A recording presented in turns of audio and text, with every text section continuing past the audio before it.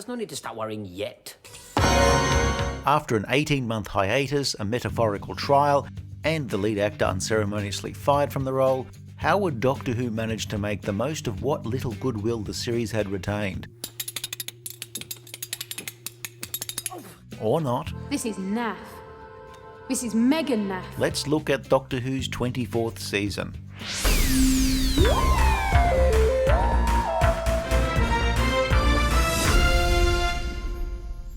The Kangs! Red Kangs! Red Kangs are best! Who's best? Red Kangs! Red Kangs! Red Kangs are best! So who's best? The Red Kangs, I gather. In the mid-1980s, Doctor Who was in dire straits, but not that dire straits.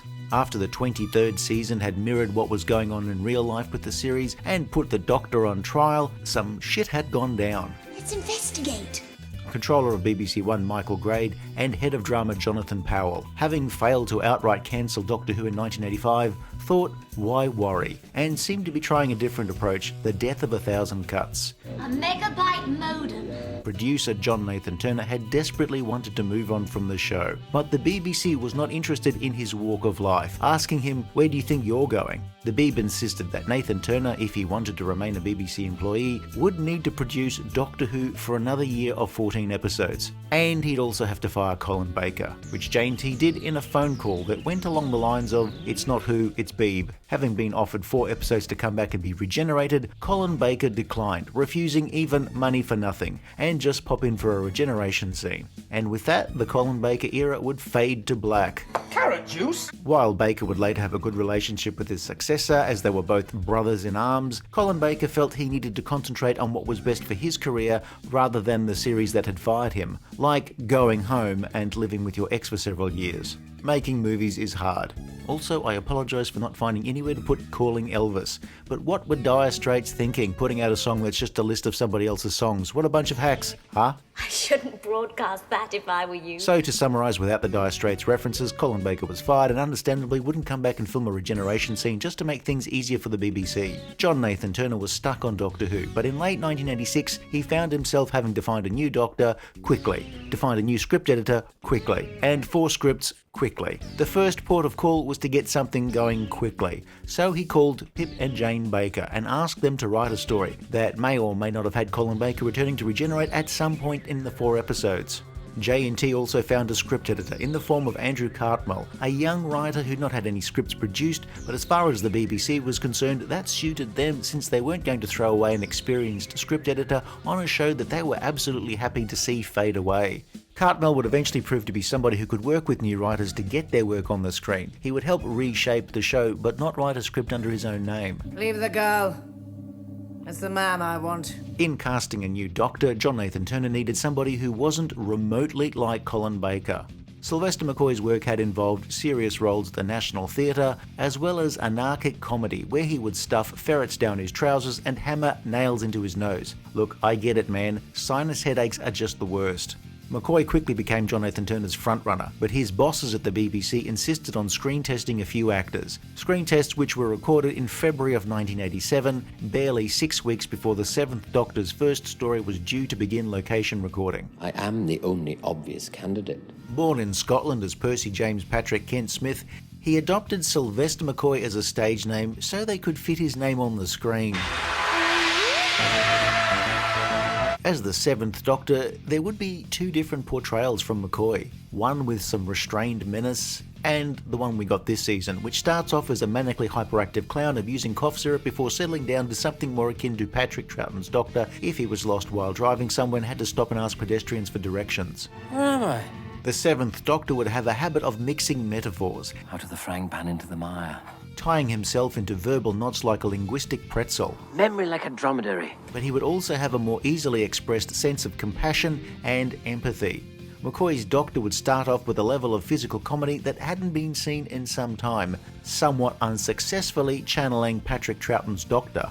McCoy would tone down his performance significantly over the course of this season as he settled into the role. I think I may have gone a little too far. Oh, and I don't know if you've ever heard this, but he also played the spoons.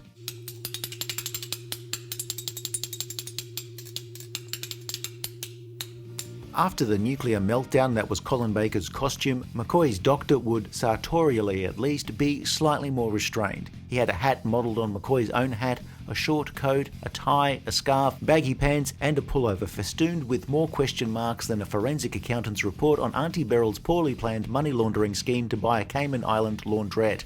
Later, the Seventh Doctor would acquire his own umbrella, again with a question mark motif. I don't like the look of this one little bit. Me too. Bonnie Langford would continue as the Doctor's companion for this season, but had made it clear that she wanted to move on. Mel has settled down somewhat as a companion, but it's still the same character, always with a lot of energy. Well, it was the 1980s. Mel this season does a lot of screaming.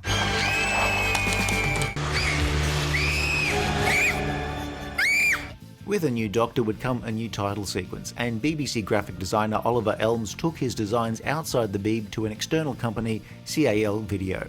The new sequence would be the first in the series' history to use computer-generated imagery. The sequence also heralded a new arrangement of the theme tune, this time provided by composer Kev McCulloch. There was also a snazzy new and very late 80s logo. Sylvester McCoy's face would be superimposed over the finished video with the new Doctor winking. McCoy was painted silver for the photographs, for no other reason other than there was a tin of silver paint in the studio that somebody had left the lid off.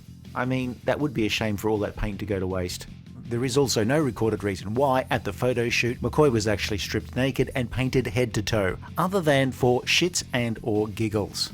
Of course, with Bonnie Langford and a new arrangement of the theme tune, thankfully the show never succumbed to the obvious and inflict this upon us.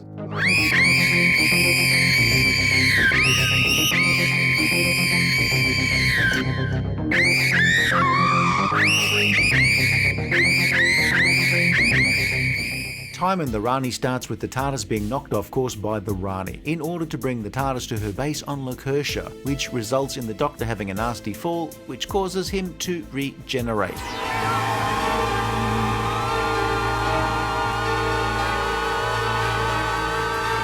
Okay, so it is Sylvester McCoy in a wig, but then you knew that.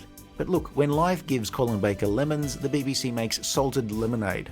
The Rani had kidnapped the Doctor as part of some experiment, but for reasons known only to the Rani, she impersonates Mel, which gives her a slight edge, yet somehow manages to be far more engaging as a character. What about the TARDIS? Won't there be a radiation wave meter there? Mel meets up with the locals who have been subjugated by the Rani. There's an awful lot of running around in a quarry. I mean, it is a nice quarry. I mean, it's a quality quarry full of stones and rocks, none of your lousy sand pits or rubbish tips. And of course, it's full of the Rani's booby traps. In this case, killer snow globes, in one of the better collaborations between visual effects and video effects. There are also less impressive killer insects and some explosive bracelets. The Rani's loyal henchman, well, loyal hench thing, is Urak, a creature with built-in 360-degree vision and a stinging tongue. Urak is not what he at first seems, a treatment for non-specific urethritis, but a tetrap, a fawning bipedal bat, like the hosts of the lottery draw. He's irrelevant. Then there are the Lacurtians, Icona, Bayes and Faroon. The latter two are played by Donald Pickering and Wanda Ventham, who had of course appeared together in the Patrick Troughton adventure The Faceless Ones. Ventham of course had also appeared in Image of the Fendal, and of course the Jerry and Sylvia Anderson series UFO. So we are duty bound to point out that Ventham is also the mother of Benedict Cumberbatch. So wait a week, scan the comments for this video, and then take a nip of whiskey every time somebody posts fun fact Wanda Ventham is Benedict Cumberbatch's mother. But fun fact plus, according to McCoy, teenage Benedict Cumberbatch visited the set of Doctor Who. The hothouse effect of the gamma rays will cause the primate cortex of the brain to go into chain reaction, multiplying until the gap between shell and planet is filled. The Rani has kidnapped a group of geniuses so she can use their book smarts to bundle into a big brain so she can work out something or other because she something wants to explode an asteroid to collect something or other. But the explosion will also destroy Lancashire and anybody on it, in it, under it, next to it, or on top of it. Do I have to move my car? The designs of the tetraps are excellent, and it's a shame the series didn't use them again. The Rani's TARDIS is also rather cool, though we only see a virtual set for the few shots set inside. The Lacurtians are meant to be somewhat reptilian, but instead look like Himalayan Sherpas. Inquests bore me. Kate O'Mara returns as the Rani, and she is by far the best thing about this story, barking insults at everybody half the time, or suppressing the urge to snipe when she's pretending to be Mel. Cretin. Bonnie Langford is, as you remember her, screaming an awful lot. And when she's not screaming, she's drawing in a deep breath, readying herself for her next big scream, which will be a doozy. Her dialogue is a little less cliched in Time on the Rani than her last appearances, which is an achievement because Pip and Jane Baker had written most of Mel's dialogue to date. Sylvester McCoy, it has to be said, makes a terrible first impression in this story. Let's not be hasty. He will improve an awful lot this season, along with the writing. And the Seventh Doctor's characterization will transform the following season into something very, very different. But this unfortunately is a video about season 24, so we're stuck with season 24 McCoy. Time in the Rani is a story that has a plot that goes through the motions more than an M&M swallowed by a Labrador. A hologram! As substantial as the Rani's scruples! The Doctor and Mel take turns being captured and escaping from the Rani citadel, running around in the quarry and then returning. It is a pity we never saw Kate O'Mara as the Rani again, but that's the price you have to pay for never hiring Pip and Jane Baker again. There is some conjecture whether Time in the Rani is one of the worst stories ever, or Paradise Towers is one of the worst stories ever. It's a coin toss. Yes, thank you. Paradise Towers was generally regarded as a pretty dire story, and indeed, it's probably the least watchable story this season, which is some achievement. What a ridiculous idea. Perhaps. The Doctor and Mel visit a tower block, and Mel seems really excited to be going to a swimming pool on the top floor. Like, really, really excited. Paradise Towers, rather than being a shining achievement in architecture, is a rundown apartment complex where there are the resis, the older residents who seem to get by thanks to, well, cannibalism. Red Kang's the best, yes. Then there are the teenage Kangs, colour-coordinated gangs of girls who speak in their own patois, but they aren't bothered. The officious caretakers are the local police force, trying to hunt down the Kangs over their graffiti tags. Just because it appears that something unfortunate may have happened to caretaker number 345/12 subsection 3. And then there's the muscle-bound hero Pex. Look, it says muscle-bound hero on the script. Yes, I know he's about as ripped as a paper bag containing a sausage roll, but the character was intended to be a parody of muscle-bound action heroes of the 80s like Schwarzenegger and Stallone. When muscle-bound actors were in short supply, they hired somebody who could at least act. But no amount of willing suspension of disbelief works here. You might as well have cast Barbara Windsor. The great architect Croagnon has designed a number of buildings throughout the galaxy, but they are buildings that subsequently have turned out to be full of death traps to exterminate anybody unlucky enough to move into one of Croagnon's creations. He has been, for some reason, trapped in the basement of this particular building, where he's looking to make a comeback. Paradise Towers has roots as a social commentary on tower blocks, takes some inspiration from J.G. Ballard, and then adds Richard Breyer's shamelessly overacting, and deadly robots that are about as menacing as a room temperature crumpet and a cup of really weak tea. Richard Breyers, a noted star of sitcoms, plays the chief caretaker firstly as a bureaucratic martinet, and then later the zombified reincarnation of Croagnon. The whole place is polluted with flesh. Living flesh. Apparently as somebody who's been taking acting lessons from Frankenstein's brother's monster, Bob. Apparently Breyers was asked by the producer to tone it down, but Breyers instead did it his way anyway. Good actors tend to overact when they don't trust the material. When the show was broadcast, the cannibalistic resis caused a small kerfuffle when one brandished a tiny knife in an era when knife violence was a very raw subject. Later on, when the Kangs, caretakers and resis all band together to take on Croagnon, the message of the story was we can all work together. Those of us who are left want to let bygones be bygones. Of course, she is still talking about cannibalism. I suppose how you guard me's in that rule book. Yes. Rule 45B/2 subsection 5. Clive Merrison as the deputy caretaker was one of those actors who was in everything, but Who fans will remember him from Tomb of the Cybermen. You have just broken so many rules and regulations that it would take me several hours just to enumerate them. Paradise Towers really doesn't work on many levels. For me, chiefly, it's Richard Breyer's performance, where he hams it up like a bacon sandwich cosplaying as prosciutto on a panini. And then there's having a character called Pex who looks like the before picture of a Charles Atlas advertisement.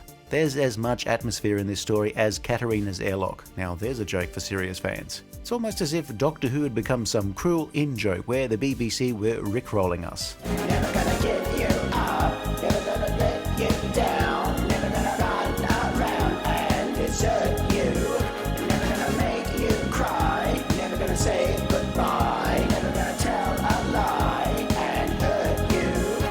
Oh, and Red Kangs. Red Kangs are best. Delta and the Bannermen is a very different story. At the time, fans saw the title and the setting and flipped out, and not in a good way like an acrobat showing off on parent-teacher night. Instead, flipping out like Uncle Eric, who once farted on a crowded underground train carriage and decided he would make a speech to his fellow travellers in order to, quote, clear the air. The Doctor and Mel win a holiday with some aliens on a package tour of Disneyland in 1959, but they hit a satellite and have to land in Wales to make repairs. Fortunately, or possibly unfortunately, they land next to a seedy holiday camp. Meanwhile, the Shimmerin have been hunted to near extinction by Gavrock and his army of Bannermen. The last of their kind, the Princess Delta, hides out with other aliens in the holiday camp, and she has to share a room with Mel. I would ask to speak to the manager, because Mel doesn't just talk in her sleep. Poor Mel's exhausted. I think we'd better let her get some sleep. Meanwhile, local mechanic Billy has fallen for Delta, who has also now got her own rapidly growing princess to take care of. And just to show that it's not all fun and rock and roll, there are all the mass killings. We start with Ken Dodd being zapped, and then all of the fun cutesy aliens wiped out in one fell swoop. Boy, you're the sorriest looking bunch of Bannermen I've ever seen. This Doctor does not f*** around. And then for some reason there are these two guys who look like they got lost from a tour group. And a beekeeper, of course. Ken Dodd, Stubby Kaye and Hugh Lloyd were comedy stars from TV and theatre, so of course they'd be shunted into small roles for some reason. I don't know, it looks a bit grim. To record the serial in what looks like a rundown holiday camp, you could be forgiven for thinking they shot in an actual rundown holiday camp. But no, the BBC in their infinite largesse took the crew to Club Med in New Caledonia, spent hundreds of thousands of pounds to redress it and make it look like a Welsh holiday camp that's seen better days and... oh no, wait a sec. No, sorry, I got confused. They did find a disused holiday camp and shoot there. You can almost smell the mildew. Delta and the Bannermen is frothy, whimsical, and while it wouldn't mean much till later on, it was the first time a Doctor Who story would be recorded almost entirely in Wales. In the show's later years, John Nathan Turner would have one team make both three-part stories, with one being an all-studio production and the other one being almost entirely made on location using outside broadcast video equipment. The same equipment used by the BBC in their sports coverage makes the whole thing look bright and sunny, which for a change suits the story's sunny setting to a T. Do you always carry around a full set of tools with you? Oh, it's what Billy taught me. Always to be prepared. A stitch in time fills up space. There was also some question over when Bonnie Langford would leave the series, and so the last two stories of the season each had a character who could have been a continuing companion. In this story, we had the Welsh girl Rachel, or Ray. She's had a crush on Billy forever and has to watch as he falls for Delta and even resorts to ingesting the food that may or may not transform him into a Shimmerin. Ray would have made a great companion in her own right. And this is all that's left of him. Yes. Also, Ray would have made a good Kang. Red Kangs. Red Kangs are best. Billy and Delta's romance as a big part of the story was something Doctor Who had stayed away from for a long time, if you don't count all of the creeps lusting after Perry, the ones on screen at least. And then we have to probably go back a decade to when the Doctor's companion Leela suddenly fell in love with Aldred. Also, Leela would have made a good Kang. Red Kangs are best. Delta and the Bannermen features a rock and roll soundtrack as innocent people are slaughtered. The eponymous Bannermen look like volunteers at a fan convention. But Don Henderson as the villainous Gavrock is pretty much wasted in this. He's a proper dramatic actor in a sea of comedy actors. The casting gave John Nathan Turner another chance to fill small parts with his showbiz heroes, but at the very least cast a proper dramatic actor as the main villain. Don Henderson went almost method in his portrayal, and the show really does benefit from this. Give me Delta, and I will give you your life. The story is part 50s science fiction, part romantic comedy, part musical, part episode of Hi-de-Hi, and all manner of confused. It goes from light and sudsy to murderous, back to light and sudsy faster than the shower scene in Psycho. Delta and the Bannermen is a polarising show. You either quite like it for its whimsical character setting and tone, or you absolutely hate it for pretty much the same reasons. I like it for the fact it was different. It pushed the format for what the series could be, and of course, looking back, it's a taster for some of the things we'd see in the show much later on. Well, that should hold them all the way back to Mars, or wherever you're going. To end the season, Dragonfire was a more traditional Doctor Who action story. On the frozen planet Svartos, the exiled criminal Kane is planning his revenge, preparing a freeze-dried army of mercenaries, the latest batch of which were purchased from returning rogue Sabalom Glitz. Somewhere on Iceworld, there's some treasure to be found, and a surly waitress decides to join them. She's not getting a tip. There's supposed to be a terrifying dragon living in the ice passages underneath Iceworld. Ace is from Perivale in London, but magically appeared on Iceworld. Oh, and she has a thing for explosives. Ace! Ace! Dragonfire channels Alien in parts, and then its sequel Aliens in other parts. Kane buys people to use as his army while he bides his time. He's already been here 3,000 years, which is an awful lot of time biding. It turns out the treasure is in the head of the dragon, and Kane needs the treasure to power his ship, which turns out to be the entire Iceworld complex. He wants revenge on his home planet, but it's since been destroyed, so he just looks at an HDR-equipped LCD television with a million nits of brightness and melts. Ouch. See, the lesson is always slip, slop, slap. Oh, and for some reason there's this young girl wandering around watching everybody around her being murdered, while her cow of a stage mother goes shopping. There is somebody who is going to require decades of therapy. Dragonfire is a weird one. It's the most traditional style Doctor Who story of the season, and by virtue of some pretty ordinary efforts elsewhere, it turns out to be the best of the 4 stories. But not great, just barely adequate. This is not good enough. Parts of it look very nice. A lot of the special effects footage is absolutely fantastic, especially the climactic melting of Kane. The creature effects this season had mostly been good, though the dragon being enacted during the traditional Doctor Who monster walk does let down a decent design. And, this whole story needs the lighting to be brought right down. It's like trying to film a horror movie in a floodlit supermarket. Iceworld looks more plastic than it should. An awful lot of it seems to be made from plastic sheets. So many plastic sheets that it may in fact account for Britain's infamous shower curtain shortage of 1987. Then there is the cliffhanger to episode 1, which has become legendary in fan circles for making less sense than a busker who only plays their own songs. The Doctor climbs over a ledge and hangs there. What was in the script made sense. What was on screen did not. Tony Selby returned as Glitz. The original script had featured a very similar character, and John Nathan Turner suggested they get Glitz if possible. Edward Peel as solid as the villain Kane, a man with ice running through his veins, and on reflection that sounds rather painful. Tony Asoba had been in Doctor Who before and was well known to fans of the sitcom Porridge. Patricia Quinn had been in Rocky Horror and Hawk the Slayer. But this is the story where we first met Ace. As we said earlier, a potential companion character had been written for both Delta the Bannermen and Dragonfire, and it was Ace who made the final cut. Ace is a 16-year-old from London, who speaks in her own sort of faux teen speak. Wicked! That was well, Brill.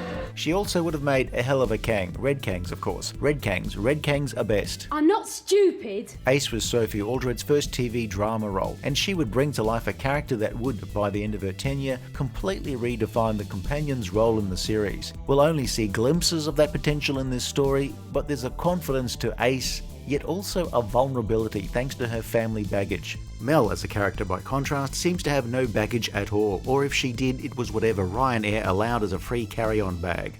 The incidental music is a lot more 80s pop sounding than before, and the next few seasons would feature all manner of sounds familiar to 80s music fans, the drum machine, or orchestral hits. And of course, the era of samplers had arrived in full force.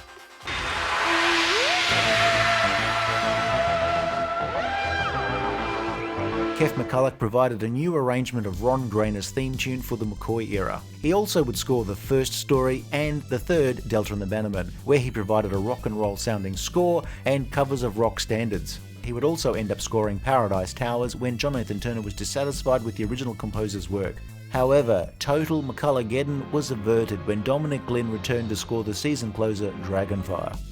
New script editor Andrew Cartmel had joined the series with Time in the Rani already commissioned, and he had little power to fix a script that almost nobody was happy with. He had decided where possible to use new writers for Doctor Who, and writers who were mostly all new writers. McCoy's era would have its own unique style, a quirkiness based on extrapolating the times they were living in, which is what most good science fiction is based on. Sometimes it worked, sometimes it did not, but it was certainly different. No ball games, no fly posts, no outgoing. Why are you here, Doctor? With season 24, the show would never really rise above decent at best. Man, can we just get to the season 25 video already? Cartmel and J&T's working relationship was far less difficult than previous production teams, perhaps because John Nathan Turner was far more hands-off in later years and let his script editor take the slack. Even if the new writers weren't out-and-out fans, this new generation of young writers had grown up with the show. And for Cartmel, there was another unique influence that had passed by previous generations of Doctor Who writers and script editors: comic books, particularly 2000 AD. From the moment John Nathan Turner took over the producer's chair in 1980, he had cultivated relationships with fan groups and superfans. By 1987, it was fair to say that the same superfans had turned against J&T in a major way. This season did very little to generate or regenerate goodwill towards the series, and I would have to personally pick this year as the very worst season of the original series, or at the very least the worst season of the 1980s. Oh, come on, we've got to find her. Oh, you lost her. The show would pick up markedly in the next 2 years, but if you had made it through the end of Dragonfire in late 1987, you may have wondered why they had even bothered. Have you ever seen one? Not as such. This season never really feels confident in what it's doing. For all the good special effects, the few design wins, there are just so many times when it feels sloppy and slapped together. Doctor Who was often criticised by many for looking cheap, but one area where the show was really poor was in the time allowed for production, particularly in the studio, where an episode had to get done in its allotted time or it just didn't get done. It does beg the question, if Doctor Who was in such trouble, why didn't the producer go for an easy win and roll out the big guns with a returning villain or two? I mean, could you imagine if the Daleks had been the villains of Delta and the Bannermen? Just let me hear some of that rock and roll music. Let me know when you choose it. It's got your back, then you can lose it. Let me hold tight with music. Got to be rock and roll music. If you want to dance with me, if you want to dance with me. For a show that had been trying to distance itself from BBC management accusations of too much violence, this season does have some rather gruesome deaths. Time in the Rani is filled with rather cruel deaths, courtesy of Doctor Who's sadism supremos Pip and Jane Baker. Paradise Towers has the cannibalistic pensioners, Soylent Red is Red Kangs are best. Delta and the Bannermen kills off a bus full of tourists, and Dragonfire sees slaughter on a grand scale. You're already gone. You're still here. Just arrived. I haven't even met you yet. It has to be said that season 24 has to get an overall poor score, marking it as one of the most disappointing runs of the series. No, that can't be true. Gee, can we just move on to season 25? Oh man, how good is Remembrance? And look, anyway, we're getting ahead of ourselves here. Time in the Rani was just a miserable experience. Paradise Tower seems to have its edges flattened into a pancake by a runaway steamroller. And it wasn't me, so who was it? Now tell Daddy. Delta and the Bannermen was a frothy change of pace, and Dragonfire would have been looked as a relatively average story in a better season, but by virtue of having no competition ends up as the best of this year. At least when you look at the season now, you do know it gets a lot better. So the latter two stories, while far from perfect, do at least entertain for the most part. No, it's not possible. Ace's debut works well, but there is not really that much inkling that things are about to improve dramatically. I'm 16. I'm too young to be freeze-dried. Bonnie Langford would continue her career and would appear in Doctor Who productions decades later. McCoy's first season is a mess. His Doctor starts off in a way that almost ensures viewers would switch off, but he does find his rhythm from his second story. That said, Sylvester McCoy clearly got a new drummer for the next season. But again, we're stuck doing season 24 this week. Doctor Who's 24th season debuted in September of 1987, where it was scheduled against ITV's mainstay Coronation Street. Talk about sent to die. To say ratings were in the toilet were an understatement. How much money would the BBC have to spend on plumbers' call-out fees to fix blocked lavatories at Television Centre? Because ratings were in the toilet. For Grade and Powell upstairs at the BBC, cancelling Doctor Who at this stage was like trying to cancel a pay TV subscription. Not worth the ball ache. In the end, the BBC did the easier thing. They stopped paying the bill and hoped it would go away. They couldn't cancel Doctor Who while it was popular, and they still needed something they could throw away up against Coronation Street. So in the end, BBC controller Michael Grade could kill two birds with one stone. Even though John Nathan Turner had wanted to leave the show, he was not prepared to see Doctor Who end, and so he and Cartmel devised a plan to reintroduce a sense of mystery into the series for the show's 25th year. Who are you? There was a significant change in the show's balance between humour and drama in favour of the latter. More importantly, Sylvester McCoy grew into the role, keeping his Doctor's playfulness, but without making him feel like a concussed giraffe living in a country cottage with a very low ceiling. The next season would be a massive improvement in everything but the viewer ratings numbers. Bye everyone. If you enjoyed this video, please like and subscribe, leave a comment below, or check out some of our other videos.